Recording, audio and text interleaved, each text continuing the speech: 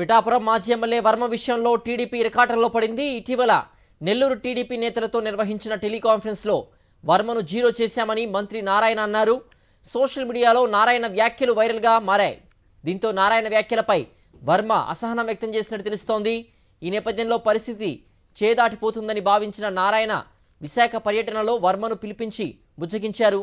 తన వ్యాఖ్యలపై వర్మకు నారాయణ వివరణ ఇచ్చినట్లుగా తెలుస్తోంది.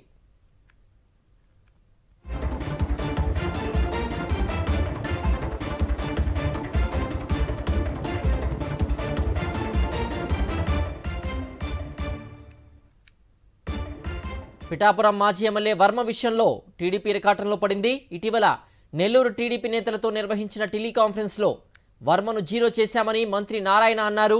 సోషల్ మీడియాలో నారాయణ వ్యాఖ్యలు వైరల్ అయ్యాయి. దీంతో నారాయణ వ్యాఖ్యలపై వర్మ అసహనం వ్యక్తం చేశారు.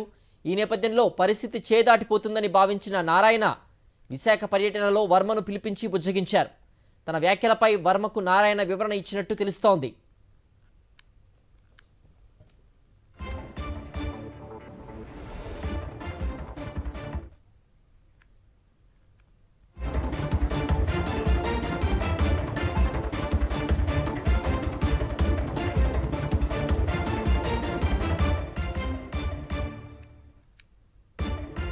పిఠాపురం మాజీ ఎమ్మెల్యే వర్మ విషయంలో టీడీపీ ఇరకాటంలో పడింది. ఇటీవల నెల్లూరు టీడీపీ నేతలతో నిర్వహించిన టెలికాన్ఫరెన్స్లో వర్మను జీరో చేశామని మంత్రి నారాయణ అన్నారు.